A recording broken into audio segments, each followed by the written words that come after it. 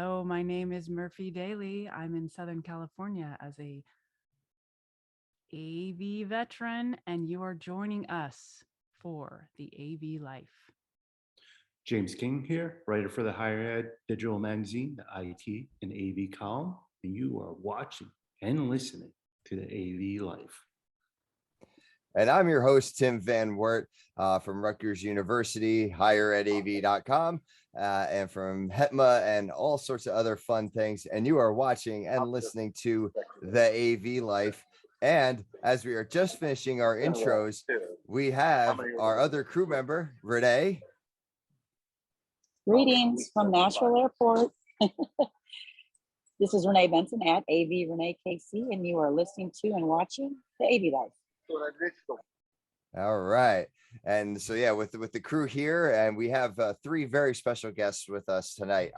We'll have our PM minute as we normally do. And we are also going to have I am very excited for this conversation about movies and cinema and streaming. And I think over the last 2 years, we've really, the way we consume our media and the way that things are evolving has really changed. So there's still the in-person theater experience, and there's now the new streaming way of looking at things. And it goes from the small market movies all the way to the big market. So we've got some guests that can help fill that in, and we could talk a little bit about that. I'm going to go around. We're going to introduce everybody first, and I'll give them a few seconds to introduce themselves to the group and to our listeners out there. I'm just going to work my way around on my screen here. First off, Alex Del Vecchio. Alex, welcome to the AV Life. And I know you've been asking me for so long to be here, and you're finally here. Yeah, I mean, the second I saw you with the AV Life background, so wait, I have a podcast mic I never use. I'm ready to be talked to at all times. At all times. So introduce yourself, Alex, to our listeners at home, so they know where you're coming from. Sure. So I'm the GM currently of Rutgers Cinema, which is one of the few independent commercial houses. So we don't really play art films. We play like mainstream commercial films for 18 to 23-year-olds. Before that, it was Lowe's back in the day when I started in 2004. I was the projection lead there in 2005 when I was delightfully told, if you just learned how to thread film, you'll have a job forever. And 5 years later, the entire medium was gone. So that's nice. But I worked at Lowe's from 2004 until 2012 with AMC buying them in the meantime. Pretty good job, running an 18-plex, going back and forth platter system. I spotlight a lot.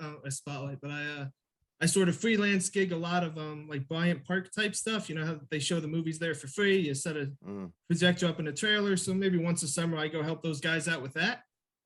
It's a fiercely difficult union to get into, so I'm not in the projector union yet, but I will get there someday, I promise. Also just the special events aspect of it. Les Miserables had a huge premiere. Dexter has huge premieres. Once in a while, I just go over there, help set them up. But really, when a Quentin Tarantino, Christopher Nolan movie comes out and they need someone who has to know how to run 35 millimeter film, it's a skill set I was lucky enough to learn right before they got rid of it. They got rid of it 4 years after I got into the field.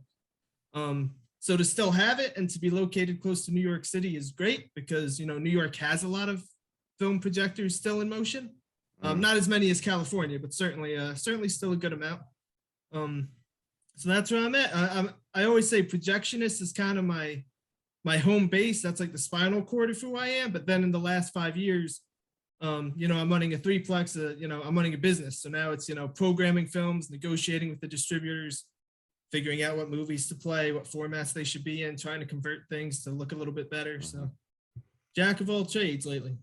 Yeah, and I will say, Alex, in the 7 years that I've been at Rutgers, I saw where those cinemas were in the beginning to where they are now. You have done a wonderful job, and you've turned around that entire thing where, if they sold out one movie a year, it was a big deal. You sell out every time there's a movie release, and multiple times over. So you've done very well. So thank you for that, and glad to have you on glad to have you on the show. And then I'm gonna go down. Sean Lohan, how are you, Sean? I'm good. Glad to be invited. This could be interesting to sit in and listen and participate. So thank you. Thanks for inviting me. Well, that was all due to our other Sharp NEC folk, Renee here. Sean, tell us a little bit about yourself and to our listeners as well. Yeah, I'll go back a little bit. I started in this industry with AMC Theaters. Started in Arizona, and then they moved me out to California in the Century City when they were opening up a theater right there in the heart of Beverly Hills and the studios. So did that for a bit, which was fun. It was only a 14-plex, not like Alex's 18-plex. Mm-hmm.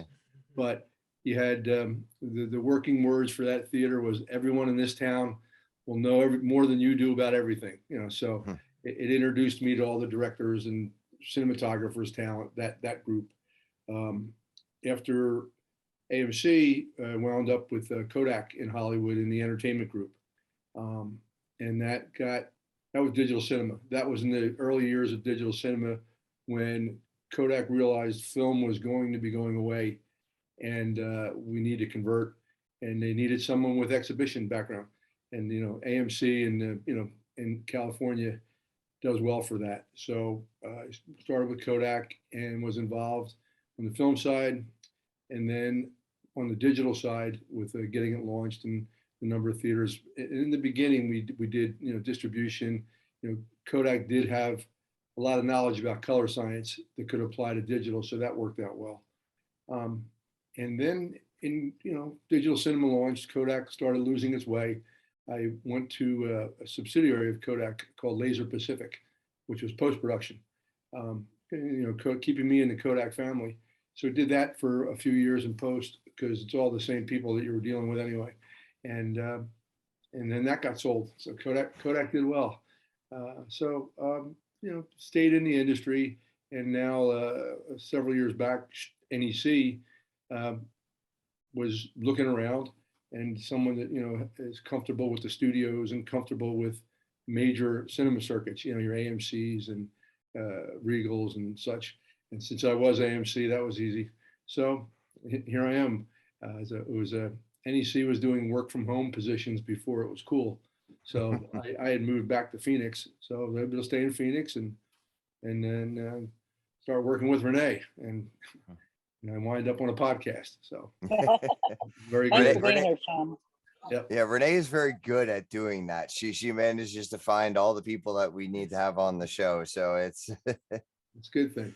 When I hear cinema, Sean is like this right there because we do a lot in the Kansas City area with AMC and et cetera. So I heard cinema, I'm like, oh, I got to call Sean. I don't know if he's a podcast kind of guy, but I got to call Sean. Very good. So well, we are glad to have you here, Sean. So thank you for joining us, and thank you, Renee, for bringing Sean to us.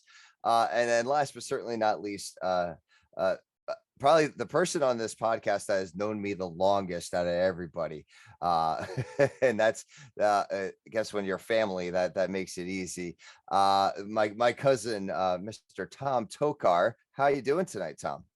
I'm fine. I thank you for inviting me to this forum and looking forward to some interesting conversation.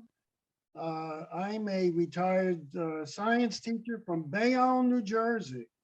Woo! And during my life, I was always interested in filmmaking, and I started from the 8mm times up to Super 8 and VHS and now digital, and basically learned my craft from experience, and I find it to be a very rewarding field to get involved with.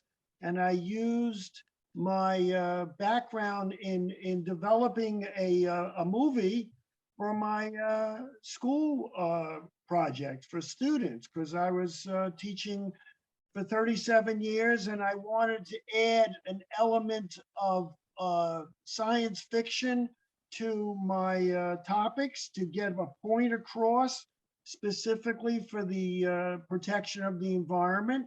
So when you're talking about air pollution or water pollution or toxic waste, you get a lot more of a feedback from students when you make it a dramatic event and you add the sci-fi element to these particular topics, something that would draw them in and connect them to the pressing problems that face us today. And I've been very fortunate to be able to use it in my classroom. Now that I'm retired after 37 years of teaching, I'm still doing what I've been doing since 1982, working on projects. And thanks to TJ, who's now joined my cast of doing a second movie.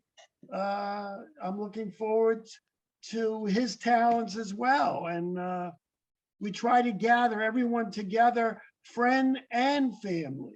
And even though they have no experience in filmmaking or acting, you make it fun. If you have the passion, you have everyone else jump on board and create something, and it's fantastic.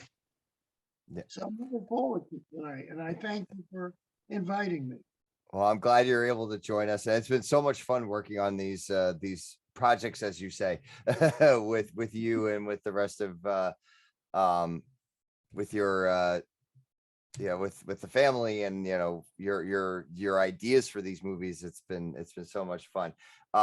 And TJ is just a family name that was it's Timothy. I'm Timothy James. So it's when I was younger, I was TJ, and Always remember it's Hey, hard. never apologize, never explain.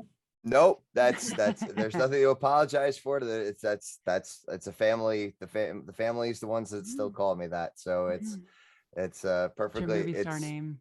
It's my movie star name. Yeah, that's what we need to start putting me in as in the credits. Tom, just put me in as TJ. Instead of Tim, I'll put TJ. It's fine. Yeah, maybe for the IMDb. next one. So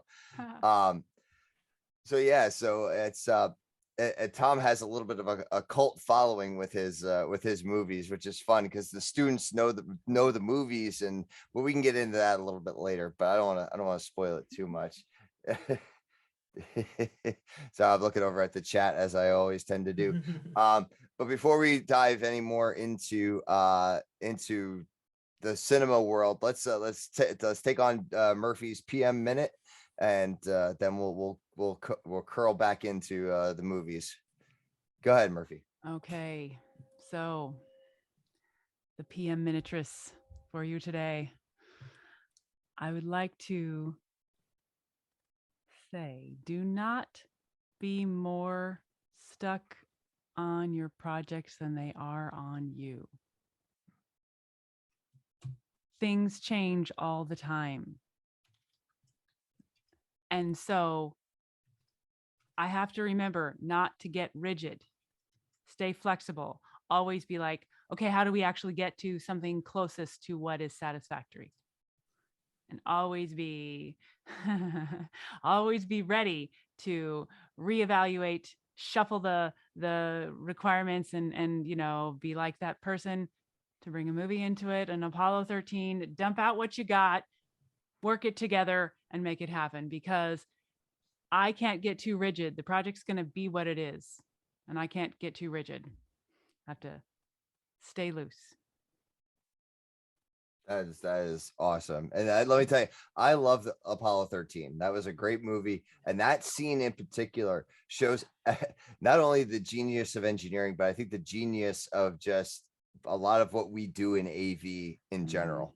A lot of the time is like, okay, here's everything, and we have to make this square piece fit in the round piece. It's like, how do we do that? And yeah, so we have to be flexible. And I think that is probably the best analogy for exactly what you just brought up. And so fitting for tonight as well, Murphy. So fitting.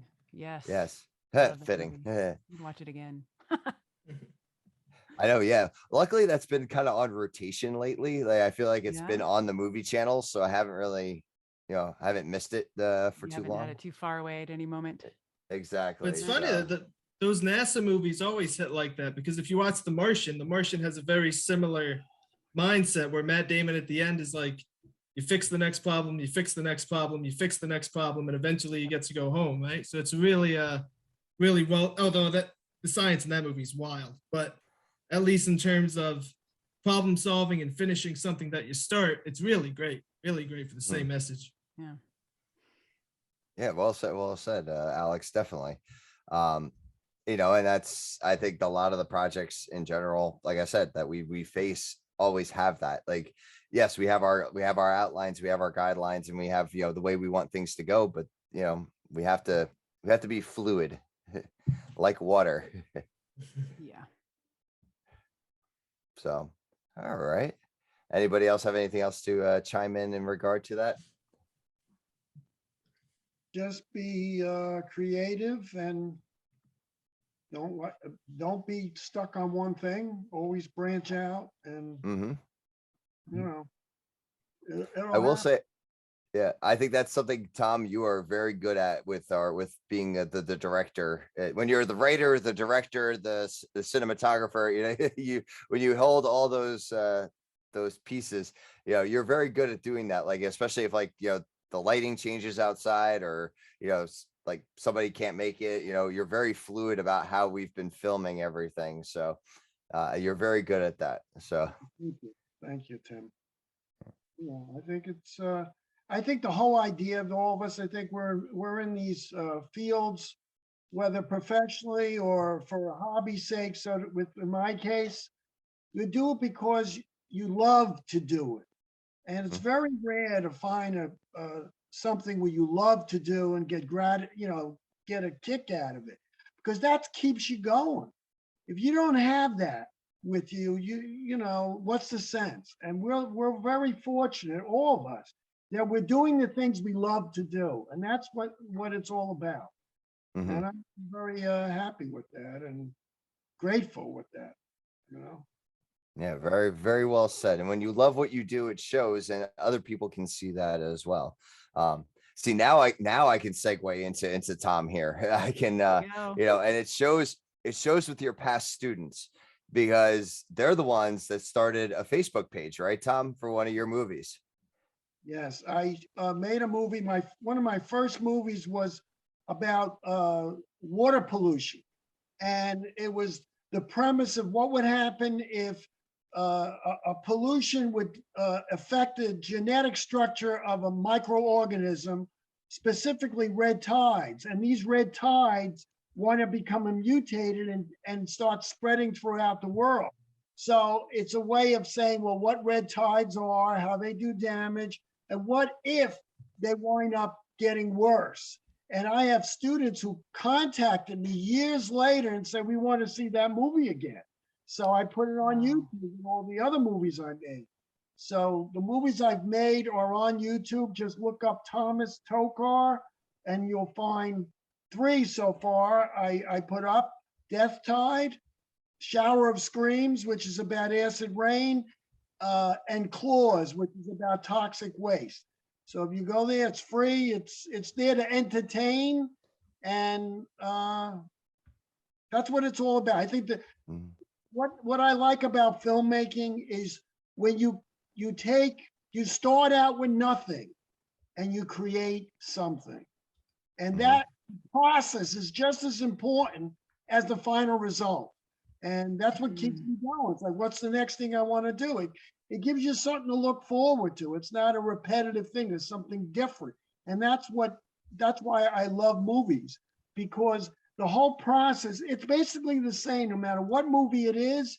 You start out with nothing and you create something. That's where the writing is good, the acting is good, and everyone involved with the production. It's a group effort, and it's like a play. Everyone that puts the play together, it's a group effort, it's teamwork, and that's so important today. And I just love it. Yeah, and that's something we see every time that we have a new project or something. It's the same thing, and that's, I think a lot of us do that. You know, I personally love new construction for when we do AV work for that same exact reason. You start with an empty lot, and all of a sudden you have walls and structures, and then we get to put the AV in, and we get to have those things happen.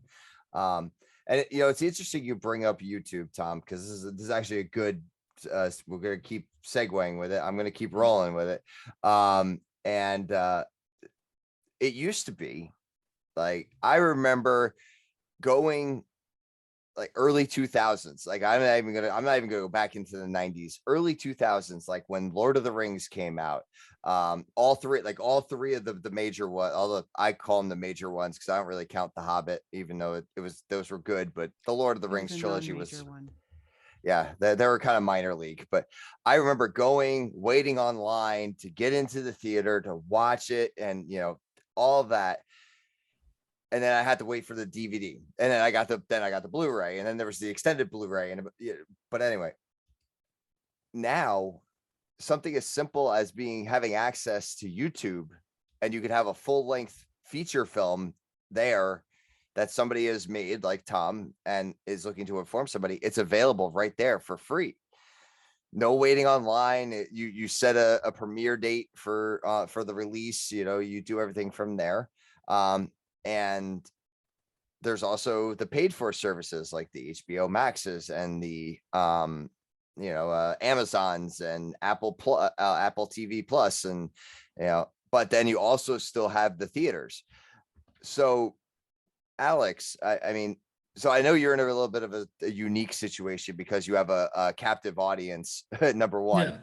But I think even when COVID was happening, you were still doing pretty well, like overall. Like you were still getting the kids, even though they weren't on campus, they were still coming to the theater though, right? I mean, Yeah, I mean, COVID was something else, but it was interesting to run a theater because you didn't have any product to choose from, so you could just play whatever you wanted, right? So I booked all 8 Harry Potter movies from Warner Brothers, and then I just said, hey, you give me a $20 ticket and you can just come to all the movies, and Warner Brothers was cool with it. So then we had students come back once a week to watch one of the 8 Harry Potter films, or show Nightmare Before Christmas, or show any of these movies that came out when my audience, which is almost 95% plus 18 to 24-year-olds, hadn't seen those movies on the big screen before. So it was hard to get them out of their house, but we did have success doing that. And then you brought up streaming and all that, which I certainly have my opinions on. But at least last Christmas, that's what we're here for. I want to hear the opinions. We're not, like. Well, there's two. I'm gonna do the Joe way right now, and that's what the opinions expressed here on the AV Life are not necessarily those of us on the podcast or of the representative of the organizations that we are affiliated with. So go ahead, Alex. Well, no, I mean, from a creative standpoint, it's amazing because you have so many different avenues to create art now, which is awesome. And you can get it out to an audience, and that's wonderful. And all of that is great. The part of it that hurts is when again, because now I run the business of a movie theater. The idea that a movie is out in theaters and available at home on the same day, and you expect that movie to be successful is crazy. It does not work. And we had Wonder Woman that came out, NEH and Warner Brothers, they lost their company for this. AT&T sold them because of the decision they made where they said every movie in 2021 is going to go day and date. So the same day you could watch it in theaters, you could watch it at home. And while that worked for Godzilla versus Kong, because people didn't realize it yet, by the time Mortal Kombat came out 3 weeks later, subscriptions for HBO Max went up and Mortal Kombat's growth plummeted. And now if you look at a movie like Dune, which had huge buzz, huge success, great movie to see in theaters, it still didn't gross, I don't think, half of what it could have if it wasn't available at home. It killed the Matrix franchise, which is a franchise that is near and dear to my heart. It killed it. Because now, not only did it have a problem of rebooting a sequel, opening 5 days after Spider-Man, it's also available at home. And the metrics of that at least NATO National Association of Theater Owners, not the important NATO, it's the less important NATO. The metrics they showed were that 45% of people turned the movie off in the first 20 minutes. Who started to watch it at home. People didn't even watch the movie. They didn't even get to the end. You didn't even see the full story. So, I mean, killed the franchise. And then just as someone who runs the theater myself, it was very hard coming out of COVID because those things being available was used to create a narrative saying that movie theaters are going to die soon, which was ridiculous because anything with exclusivity was doing great. Quiet Place 2, which came out in the dog days of the pandemic, vaccines weren't out too much, did great. Black Widow was premium video on demand, which doesn't hurt us as much, but that movie did pretty well for theaters. Shang-Chi killed it when it was only in theaters in September. That's Mhm. really interesting to get that Yeah. inside take. Yeah. Yeah. Like James Bond, No Time to Die, killed it. $700 million. F9, $700 million. Dune did 400. And, that's crazy. Dune could have been one of those movies, and it still got the sequel greenlit because there's so many important actors. Warner Brothers just can't aggravate all of them. So they did greenlight the sequel. But yeah, I mean, in terms of day and date, the same day it comes out in theaters, to expect people to leave the house, it never works. Mhm. You have to eventize it. And if you look at Doctor Strange, which is it passed $500 million today. 7 days ago, it was not out yet. And it passed $500 million already. Mhm. So, Well, the and idea that's, that, oh, no, go ahead, Alex. no, just the frustrating part of COVID and what we come out now. And when I hear streaming, I always try to not recoil, because for 2 full years, that was used as the reason movie theaters weren't going to be around much longer, right? Like that was always the narrative. Like, oh, movie theaters are dying out because you can watch it at Netflix, you can watch it at home. But it just wasn't true. And I just had to wait. And now that everything is exclusivity, I know there's Firestarter or something this weekend, but for the most part, everything is exclusive. Theaters are thriving again, not just the big Marvel ones. Even now, the narrative is that it's just the Marvel movies. Well, yeah, Lost City had a great run. A movie like Dog with Channing Tatum had a really great run. If you look at independent films, Everything Everywhere All at Once is crushing it right now on the independent circuit. So, And that's, yeah, I was gonna say, so without actually having any like actual numbers, like, so I went to go see Doctor Strange last weekend. It will, okay, yeah, we'll go to Sean next real quick. Yeah, I got sorry, a couple of comments on this one. Yeah. yeah. We'll definitely let you in on this, Sean. So I went to see Doctor Strange. A couple of the trailers were exclusively in theaters, and I hadn't seen that in quite a few years. And I've been to the theaters. I saw Spider-Man in theaters. I saw the Sonic the Hedgehog 2 because I have a 7-year-old, so I went to go see Sonic the Hedgehog 2. Not terrible movie though, I will say. no. Idris Elba as Knuckles though is like, you hear that voice, but anyway. But I went on a Saturday night at 9 p.m. at an AMC theater, and my show was not sold out, which I thought for an opening weekend was very weird. But for a Marvel movie, and that's why I was like, but hearing your numbers, yeah. And I don't think we're quite all the way there yet of, all right, let's pack a house. No, let's get it, let's get everybody back in there. But no, reserve seating, I don't know but reserve seating has killed the sellout. So, a lot of people now, to get a natural, sellout, you're not going to get it ahead of time anymore, just because people don't sit in the front row the way they used to. And I don't know if you saw the tweet of the AMC in Times Square had 75 showtimes of Doctor Strange last Thursday. It literally started every 5 minutes. Wow. So the question there is, are you taking the same 10,000 people that would have come and just spreading them out like crazy to not pack the house? Is probably what you're doing. But I think Lincoln Square did the same thing. My place was sold out all the way, but again, my place is just so much younger and just a different type of audience. Right. So it could be, and I only got 3 theaters, so it's it's easy to sell out at my place. But it's a good stat to have, though, selling out. But go ahead, Sean. I want to hear from your. A few of those points, they were all real good. Let me start on the streaming end. When the studios did that last year, I mean, the guy at Warner's, Jason, he needed to do something. Plus, they wanted to up the subscriptions for the streaming service. And the good news about all the studios doing that, they proved it did not work. The money they lost, they all acknowledge it. Leave it. You just said one movie it's up to 500 million in 1 week. You won't do that on streaming ever. You won't get that return. So at CinemaCon, actually NATO, the theater NATO, John Fithian made the proclamation in the group that the day and date streaming, it's dead. Couple quick reasons. One, the piracy. They've all acknowledged they gave all the bad guys perfect digital copy of their movies day one. So the minute that hit a streaming, it was available. People had stolen it off the internet, had a clean digital copy, in different parts of the world, you can sell that and you're making some money. The other positive thing it did well, this is good for the studios. The exhibitors didn't like it at first, but now the exhibitors have come around. It used to be a 90-day window on the average. A movie finishes at the theater, 90 days until the studios could do something with it, whether it's airplane or DVD or HBO, whatever their other revenue streams were.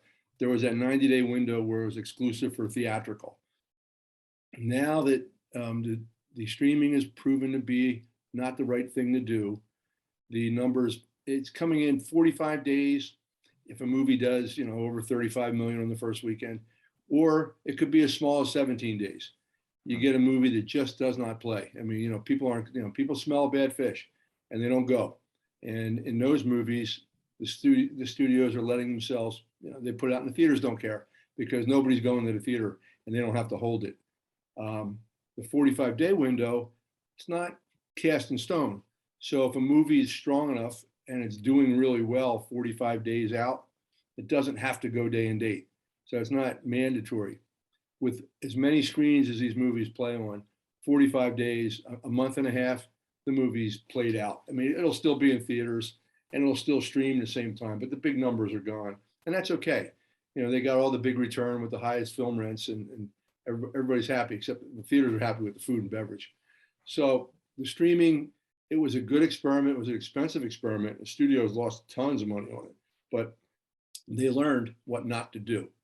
So that piece was great. That's going to be good for everybody because it'll force more movies into the system, and it'll force the studios to kind of work with the exhibitors, even though they tend to be partners, but they also tend to be enemies.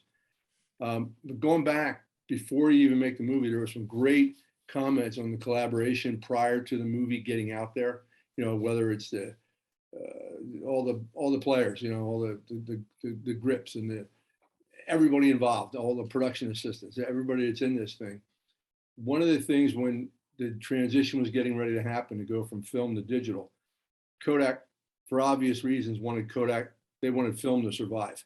Because film was it's a very good business on a global scale, and theaters could do that.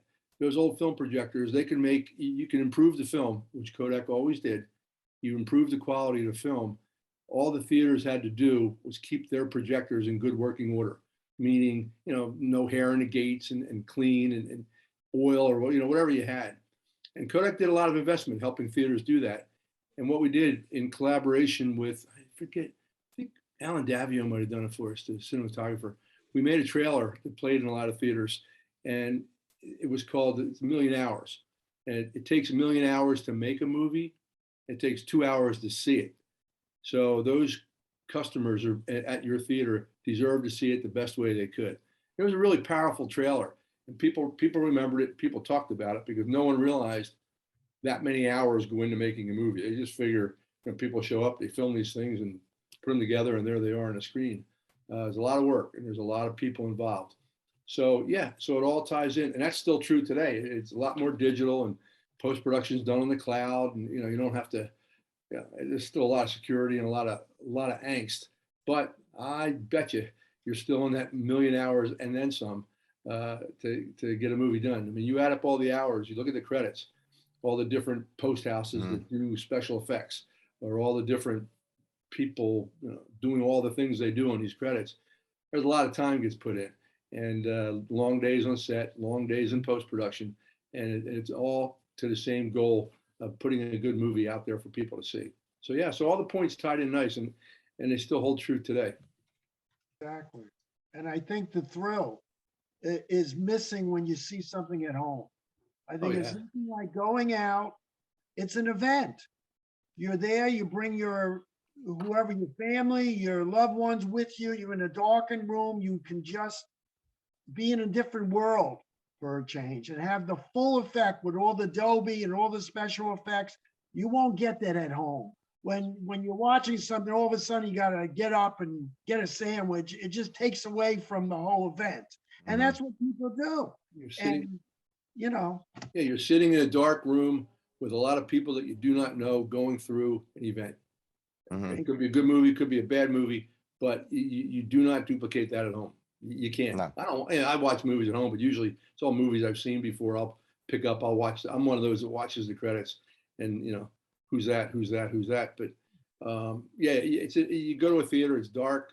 People laugh, people make noise, but you can't duplicate it at home ever. So yeah, you have to make it worth the while.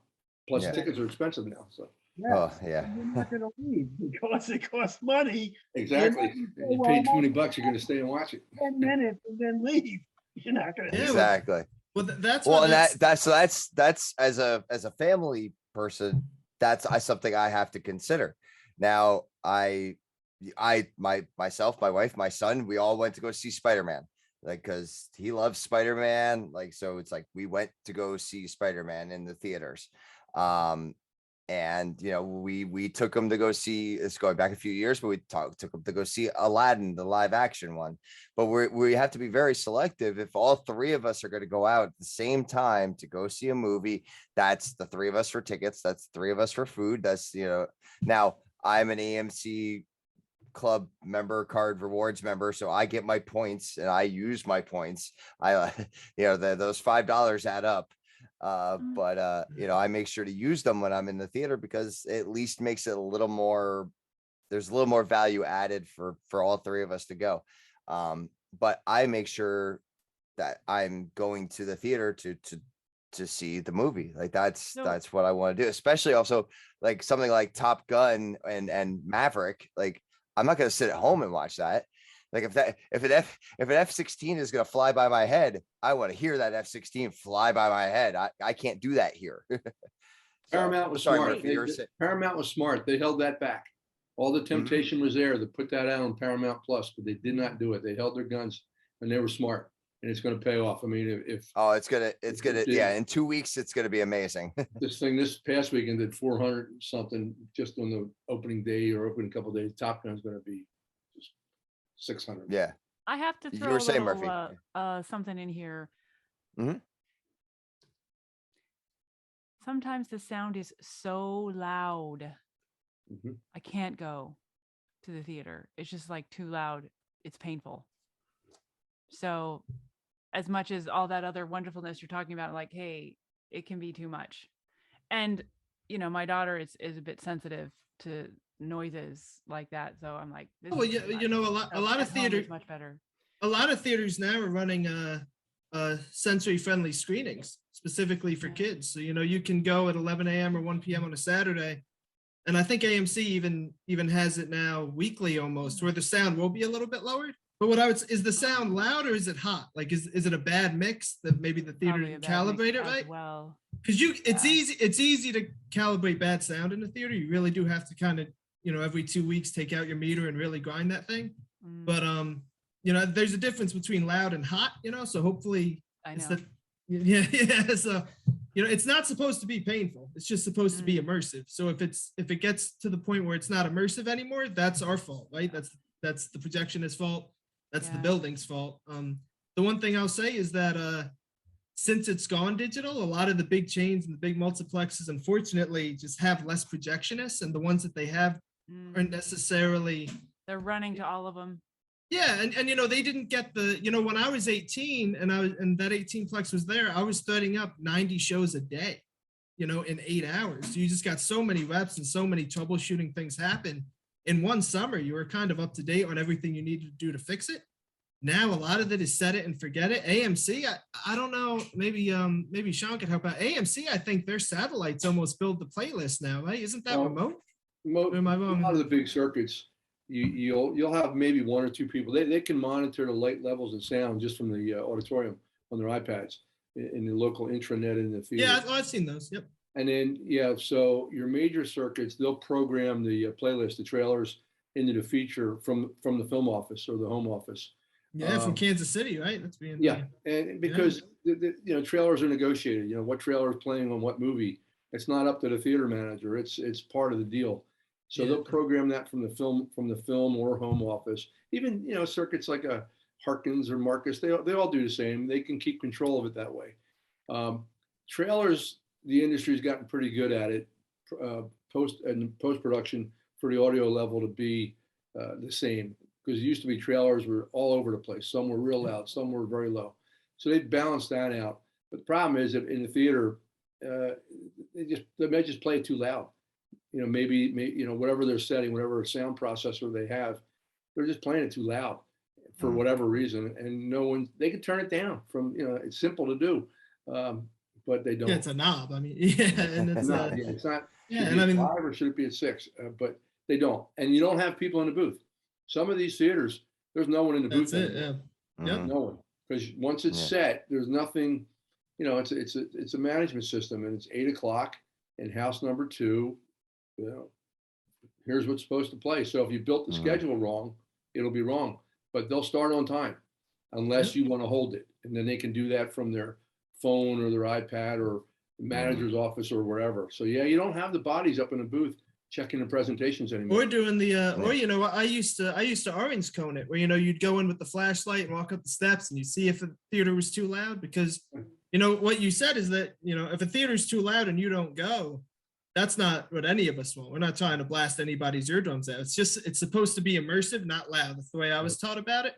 And if someone says it's loud, it's probably because the room isn't calibrated right, or it could just be turned down a couple. Because Dune, I promise you, when Dune came out, Dune was cranked to the max, so I had to play that on a lower sound level. Yeah, Hans Zimmer loves to just blow out subs for some reason. It's a tough challenge. But the passive screenings that you mentioned, and not all the circuits do it, but it is good when they do, where it's just kind of going a little bit easier, and the little kids and the little ones aren't blown out. You're not blowing out the eardrums. Here in California, the skilled labor is hard to come by. So I betcha. Yeah. Well, anyone good's gonna go try to work at the Beverly, right? With Quentin. That's where I would be if I was in California. It's like everything on film. Let's go. I think it's the fault of the manager. The manager's responsibility is to make sure that the quality is there. Now, if there's not enough projectionists like yourself, you make sure it works, because you're going to have a bad taste in someone's mouth who's gone there and has to hold their ears. And that, to me, it's got to be somebody who, I remember years ago, if the quality of the film wasn't focused, I got me all bent out of shape. I would leave my seat, go in the back, and tell the manager it's not focused, and he would focus it. This is back in the film days or digital? Film day. Film. Oh man, if that thing was shaking in the gate, it wasn't a hard fix, but like that would happen if you had a lazy projectionist, because it could just shake inside that gate and throw your focus off show to show. Yeah. Or it was not a focus. I thought, I'm blind as it is. I thought, well, it must be me, and it's not. But again, that would hurt the cinema industry by having people walk away because it's too loud. If you fix it to begin with, it should be okay. But like you said, they don't have the right personnel to do it. I mean, they seriously don't. I'm just right now going, the amount of open positions. I mean, I'm on the edge of Los Angeles County, so anybody that's any good would not be here in the burbs. So yeah, it's how I suffer. It's just, I'll tell you, in December you're gonna find out who the good theaters are and who the good projectionists are, because it's not about having the nicest projection or the nicest machine. It's just about giving it some love and care once in a while. Actually, So I'm excited about the TCM reruns. We are gonna go see. My husband loves older movies, and we're gonna go see Smokey and the Bandit. Oh, that'd be great. On film or digital? Probably digital. Yes. Well, I don't know. It's Film in a would be theater. I great. didn't ask. Oh, it's probably digital. Yeah. So they have a lot of DCPs of those movies, but yeah, once in a while you get a thing like that on film. It's great. But like I said, in December, James Cameron's coming out with Avatar in I think he said the most formats a movie's ever been released in. Even going back to the 48 frames per second that killed the first Hobbit movie, Tim, if you remember when that came out. But at least Cameron knows how to do it. But you're gonna know what the good theaters are, because I promise you, if that movie's not bright enough and the 3D isn't quite popping enough, you're gonna wreck the experience for people. And that movie's only about the cinema experience. The Avatar does not play well at home. That's the good news of the lasers. You can get the light for 3D now. There's really not an excuse for not having enough light. But Avatar, I mean, Disney, on one hand, they were smart. They've already sent test content out to the theaters. to make sure their equipment can work, because it's going to be in so many formats. You know, the 3D, the 48 frames, the 96 frames, the high frame rate. And they're already confusing the market. A lot of these booth guys, the calls are coming in. Can this projector do that? Can this server do that? Can we do this? But at least they have time, because the movie doesn't open until December. Yep. So you're testing now in May, which is brilliant, because and that's I know people always like knock me for being as big of a Disney fan as I am, but that's why I love Disney. It's because they always, I shouldn't say always, most of the time they're making the right decisions and doing things well in advance and planning for what needs to happen. Hey, remember, And Disney forced the issue of digital cinema, Chicken Little. Yeah. So. Yeah. Yep. And hey, James, you've been kind of sitting quiet back there. Got anything like, I know, have you been out with your family to the theater recently? I know you've got a range right now. So Yeah, I was never a huge movie buff. I prefer watching at home. I had many bad experiences at movie theaters, but none of them are ever really the theater's fault. It's people, and I hate people. I've learned the older I get, the more I dislike people. Like the worst issue I had was Get off his lawn. yeah, basically get off my lawn. My wife and I, when we were dating, we went to a midnight showing of a horror movie. I want to say it was The Hitchhiker or something like that. And while we were watching it, this family came in with their 2-year-old who screamed the whole movie. As I said, a midnight showing of a horror movie. And then the last movie I was at was with the family. First time taking the kids to the movie, took all 3. We went to see Sing 2. And my son, who is 2, did pretty well for about maybe the first half of the movie. And then I did not want to be there anymore. And I spent the rest of the movie, keeping him entertained. So I'm not a big movie person. I'd rather do it at home where I can do it. I don't know if you got one near you, but there's a great chain that's wonderful about other people making noise called the Alamo. I don't know if you have an Alamo Draft House by you. They are fantastic. They wouldn't have let that kid into the midnight show. Like, they would have just blocked him at the door. But then they actually check the whole movie, and you can they give you a number at the start of the show. If someone's annoying you, you just send them their seat number, like a stadium, and boom, take them right out. So, I would highly recommend going to an Alamo if you hate people around you making noise, because that theater's wonderful at it. It's great at it. I heard a lot of good things about them. I had family in Texas, the Murphys, Tom. Yeah. They used to work. They used to work for them, and those were the ones that they went to, were those Alamo Draft Houses. So, yeah. Keep down, but like I said, I like joy in my home where I can. Again, I understand the whole. You pause the video, you take yourself out of the element. I understand that, but I also like where in the theater, but you have to get up, say use the restroom. Now you missed that part of the video. Where at home, you pause it, you take it out of the world, but when you come back, you didn't miss anything. So I like the joy at home, but I understand the joy of the theater. My big pet peeve, and again, it's not with the theater, it goes back to the studios, is they're recording it in, I want to say, 5.1 sound, where most homes are not set up at 5.1. So your voice are really soft, but your special effects are booming. Come on. That's not just Michael Bay. Oh, that's everybody. Guess you just got to watch them in a movie theater. Then it's the only real solution, right? Well, now that I'm at UNLV, maybe I can watch more in the Atmos theater here. There you go. You know what's funny about Atmos is, these movies that come in on DCPs, they can be like, the Batman was 325 gigs. So it took forever to ingest that thing, because I don't have a TCP system in my theater. But an Atmos file, which is the sound file for that movie, is like 700 megs for a 3-hour movie. The technology is unbelievable. It's not a big file size at all. it's better. It's a smaller file than like a 5.1 mix or a 7.1 mix. It's crazy how good that tech That's is cool. that Adobe came up with.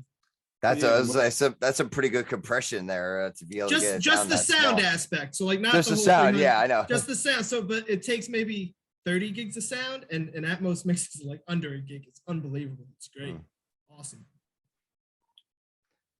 So, well, that's yeah, that's so it's interesting, Alex. You actually bringing up all those facts and figures that you did about how the dollar amounts have been going. Because yeah, the rhetoric that's been going around is that, you know, it's the theaters are dead, and you know, it's like, Well, luckily, you know, I mean, there's a place luckily, for 'cause- everybody. Yeah.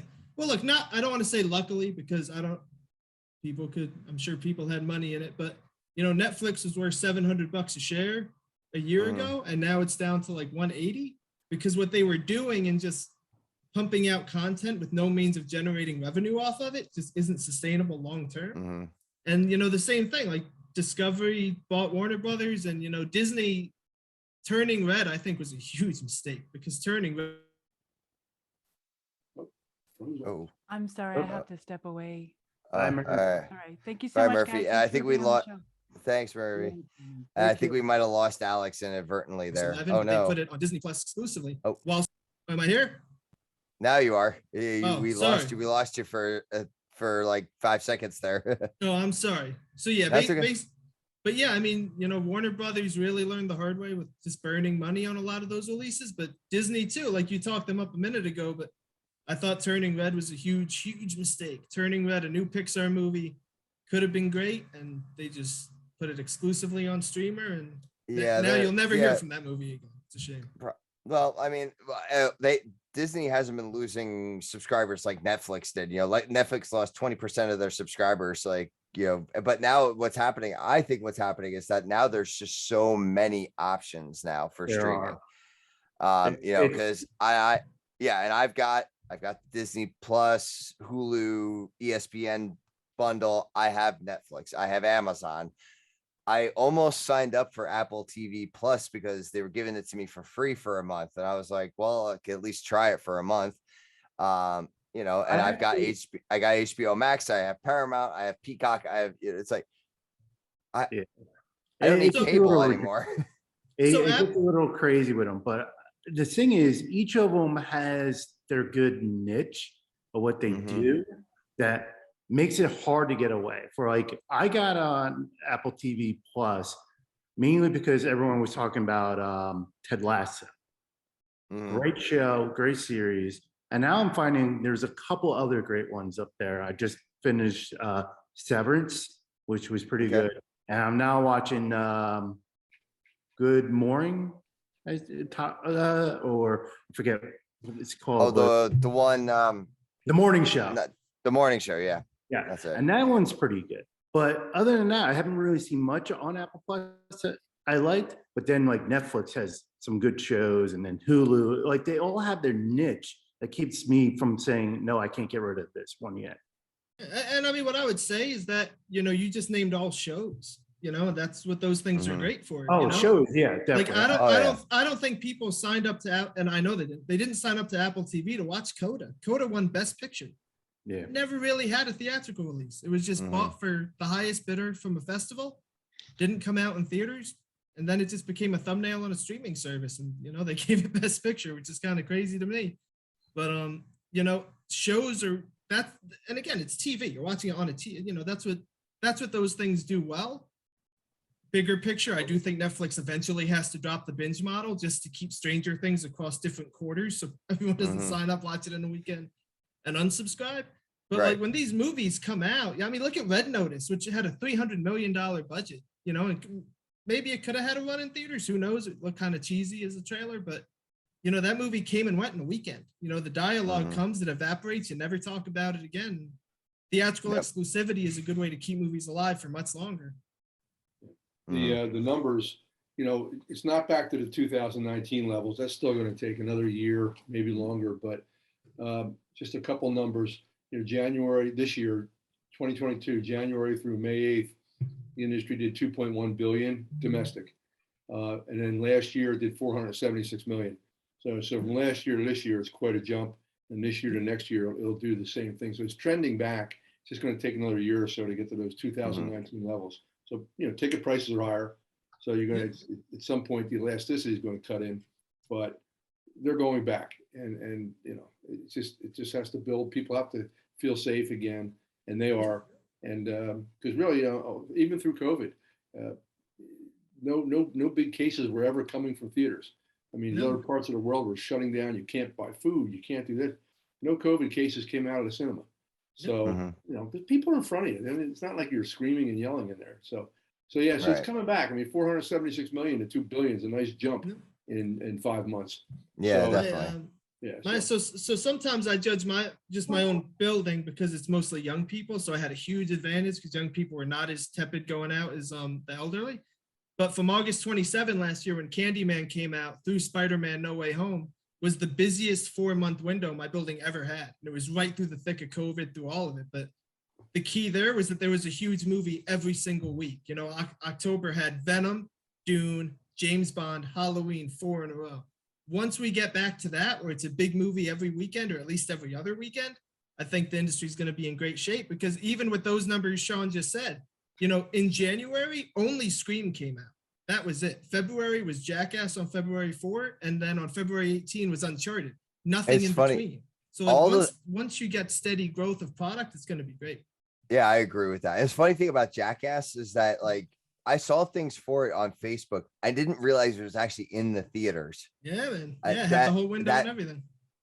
Didn't even realize it. I saw things with Tori Belici from Mythbusters. He was doing a lot of promotion for it, and I saw it on his Facebook page. It didn't click that it was in the theaters. So that's to get back to Teresa. That's why NATO pushed so hard to get that tag you talked about exclusively in movie theaters, not only on the trailers but on TV spots. So during the Super Bowl, when all those new commercials came out, they all ended with only in movie theaters, exclusively in movie theaters, just to help out, because that was a big problem, because there was brand confusion going on with all these movies. Yeah. So wow, I was gonna say this is a great conversation tonight, everyone. Thank you so much for joining us. I hope we clarified some things for some people, because I know my misconception on how the theater industry was doing. I sent out the when I sent out the invite for this was for this recording, I said the state of cinema, because it was kind of so how are we doing this, and this explained that. So Sean, Alex, thank you for your insight. I mean, you guys brought a perspective that only you guys would have. And Tom, thank you for joining us as a movie buff yourself, and your independent filmmaking experience. I think that and I guess as I said, the new way of getting independent films out there for people to see, via YouTube, and being able to hit that smaller market and create a cult following. So we're glad for all three of you to have joined us here tonight. When I post this, when this podcast gets released, and now that you're hearing it on Monday when we release, go to higheredav.com, go to the AV Life. I'll have links for Tom's movies on YouTube, and then we'll have some other pieces. But you can find all your information for other things Higher Ed AV there.